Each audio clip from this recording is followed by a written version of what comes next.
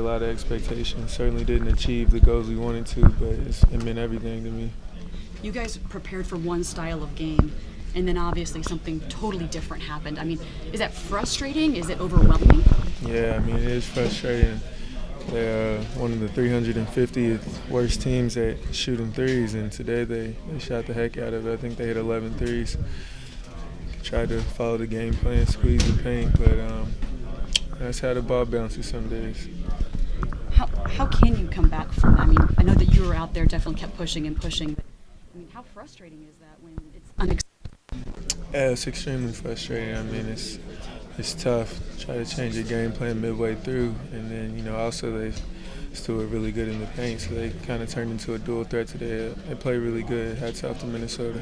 Cece, you guys fell behind by 19, but still kept fighting the entire time. How's that kind of been the identity of this team this year? Yeah, I think we've been a resilient bunch. I mean, we knew it was possible to come back. Teams have come back on us from down double digits, but I think that's just who we've been. We were a tough group, and we were resilient all year long. What kind of base has been laid now as this program moves forward into next year? We have a great foundation to build off of. I mean, the program's in great hands with Chris Mack. He's one of the best coaches out there, and it's obvious what these guys can do. They all had great years and progressed throughout the year. I mean, Cards fans should be excited. Cece, just personally, the emotions of this season being over. Yeah, I mean, it's tough. It's really tough.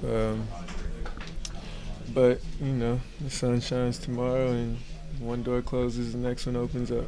When do you As think? the buzzer sounded, you bent over, and Yeah. you were a little emotional. What was just going through your mind right there? I was thinking about, my whole career, my college career, and this year, how bad, I know these guys wanted to advance and just came up short. It's just kind of a summary of the whole year.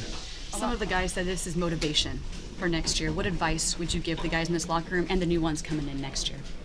Yeah, just stay hungry. I mean, take this year and the successes that we were able to have and use it to try to eliminate some of the failures we had this year. I mean, we had a ton of games we essentially gave away. I think if they take those games and learn from them, next year can be a wonderful year. A lot of you guys came in at a time when the program might not have had the greatest image nationally. What do you think this team should be remembered for kind of down the road? I mean, I think we kind of put the life back into Louisville basketball. They had been through a few rough years, but it was a great program, and we were counted out. We were picked 11 in the ACC, and definitely not expected to win some of the games we did and make it this far. So I think we should just be remembered as being a tough group that trusted in the program and gave it all. Thanks, Cece. Thank you. Breathe the life back into the program. I mean, can you just talk about where the program was when you showed up to where it is now? I mean, I think there was a lot of question marks regarding, the players that were here, the state of the program, where it was going to be with NCAA, and, obviously when you're bringing in a new coaching staff, it's always going to be question marks, but, we had a good year. It wasn't as good as it could have been, but it certainly wasn't as bad as it could have been. Overall, satisfied though, having transferred?